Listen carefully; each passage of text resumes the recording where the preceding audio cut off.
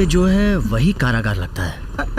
इस तरह कांपते चलते हुए मुझे तो पूरा किला ही कारागार लग रहा है। इसमें अलग से भी कारागार होगा क्या? बातों से मत डराओ मुझे।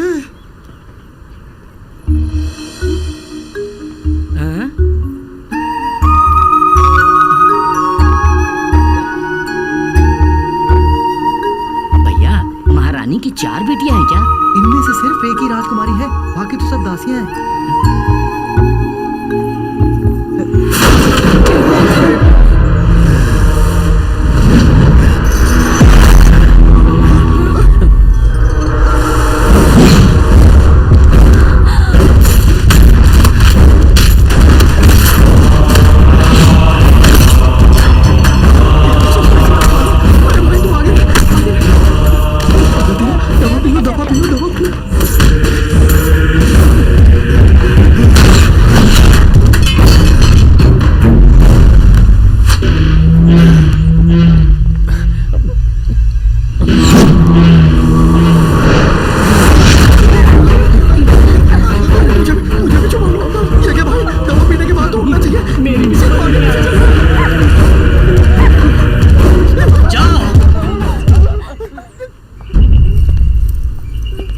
मैंने कहा वापस जाओ।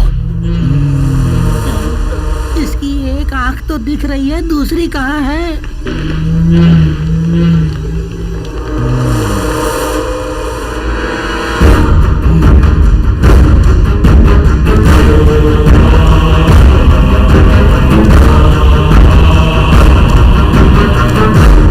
मगधीरा के हाथ दिखाते ही एक आंख वाला दानव रुक क्यों गया?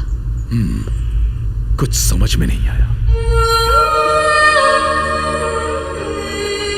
आपने इतने बड़े राक्षस को कैसे रोक लिया?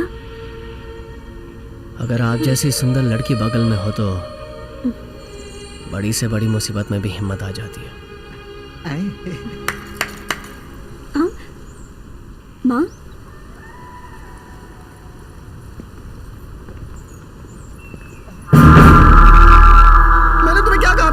दवा नीचे है, उसके ऊपर सिर्फ पानी है, ये बताया था ना मैंने तुम्हें। उसे देखते ही दवा पी लो ये कहता रहा मैं तुमसे, और तू ऊपर वाले में से पानी पी के उस दानव के सामने छाती फाड़ कर खड़ा हो गया। हाँ भाई, मैं भी भूल ही गया था। तो मैंने सिर्फ पानी पिया था क्या? और नहीं तो क्या? तो फिर वो मेरे हाथ दिखाते ही रुक कैसे गया?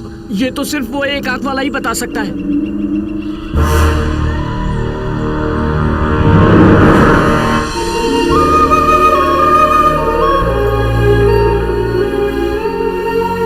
नमस्ते राजकुमारी जी। नमस्ते महावीर जी। अरे कितनी सुंदर है ये, हमारे इलाके में एक भी ऐसी नहीं है। क्या देख रहे हैं आप? मेरे कपड़े पसंद आए? सच कहूं तो मुझे कपड़े पहने हुए नजर ही नहीं आ रहे। क्या कहा? अब तक जो सह रहे हैं वो काफी नहीं है क्या है? आप गलत मत समझिएगा राजकुमारी जी, आपकी सुंदरता ने मेरी आंखों पे पर्दा डाल दिया था, बस यही कहना था। ठीक है, दावत पे आ जाइएगा। चलती हूँ। बेताल किले की यमन रानी के साथ आप भोजन पर आए, हमें बहुत खुशी हुई। भोजन शुरू कीजिए।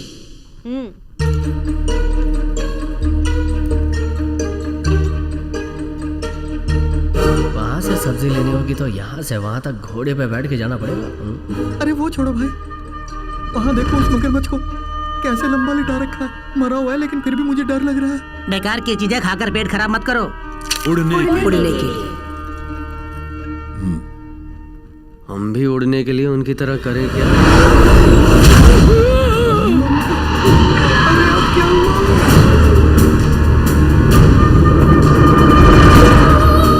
मेहमानों के साथ मिलकर खुशी बांटना हमारा संप्रदाय है। आओ टकराते हैं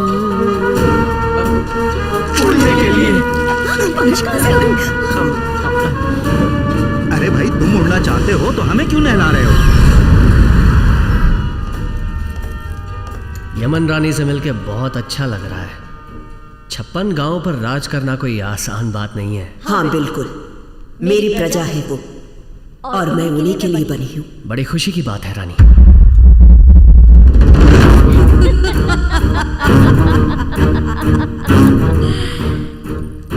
तुमने सोचा होगा मैं ऐसा कहूंगी? इस बेताल किले में रहने वाले मेरी जाति के लोग ही मेरी प्रजा हैं। क्या हुआ, चुप क्यों हो गए राजकुमार? हाँ बिल्कुल बिल्कुल, कांगिनी देश में भी हम वेताली मालिक हैं, बाकी साधारण मनुष्य तो हमारे गुलाम हैं। गुलाम सही कहा।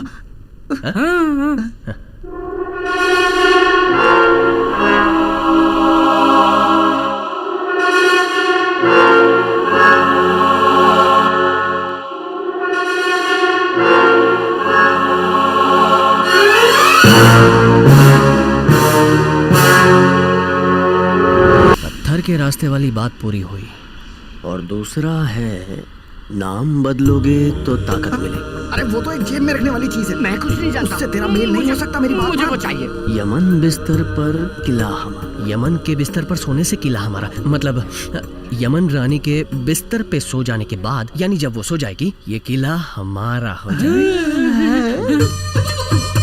हरे रंग के मेंढक राज, ये कैसा अन्याय है। इससे तो अच्छा होता कि मैं बेताल के हाथ ही लग जाता। पुदीने की चटनी समझकर चाट लो ना भैया।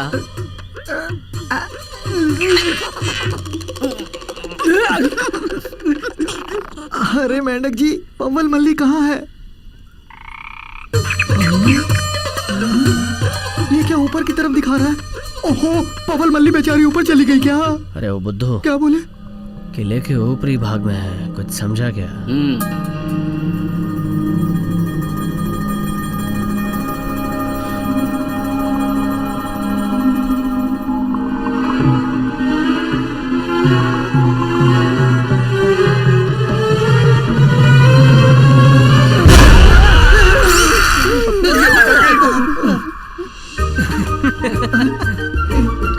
ठीक है, अब मैं चलता हूँ।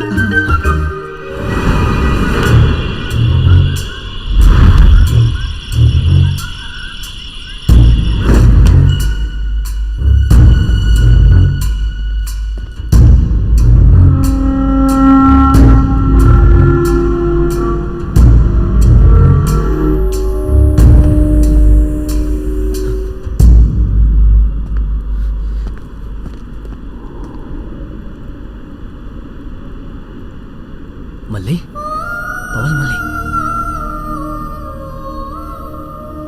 तुम्हारी जान मेरे पास है। तुम्हें मारने के लिए उन्हें पहले मुझे मारना होगा। मैं तुम्हें कुछ नहीं होने दूंगा।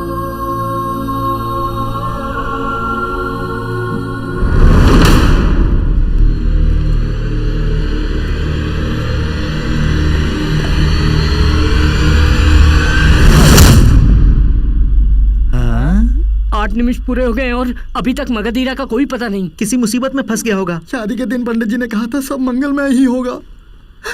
अब तो लगता है मेरी तारक मंगल कभी माँ नहीं बन पाएगी। ओ दोरंगी, मंगला मरेगी तो माँ नहीं बनेगी, लेकिन तेरे मरने के बाद भी वो माँ बन सकती है। चुप कर, काला करूंगा। हाँ, ठीक है ठीक है।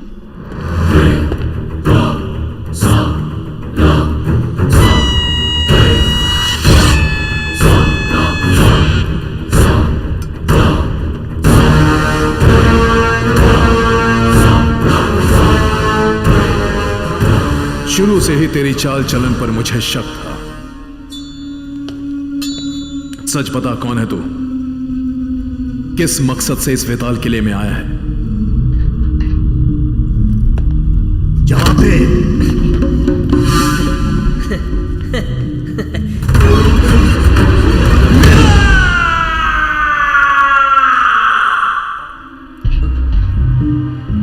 आठ निमिष पूरे हो गए क्या? कुछ नहीं, बस ऐसे मेरे मजाक को तुमने सच मान लिया।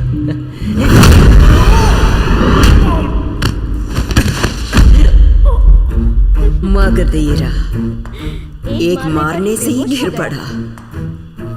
वो बेताल जाति का है या नहीं, मुझे शक हो रहा है। कल सुबह पूरे गांव वालों के सामने उसे बलिपीठ पर ले आइए।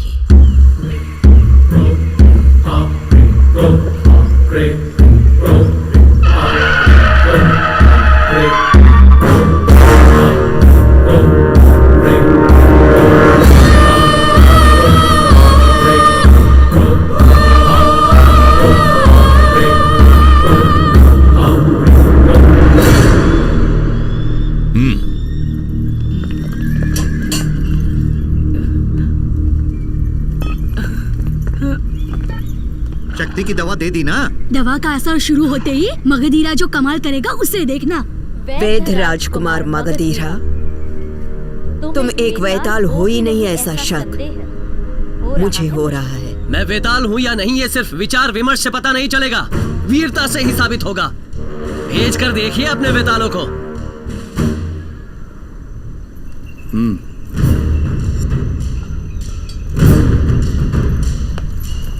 तुम पिघलते बर्फ हो मगधीरा, और ये शनि तुम्हें जकड़ ले। प्यार के मामले में पिघलता बर्फ हो, बदले के मामले में शेर, पुली।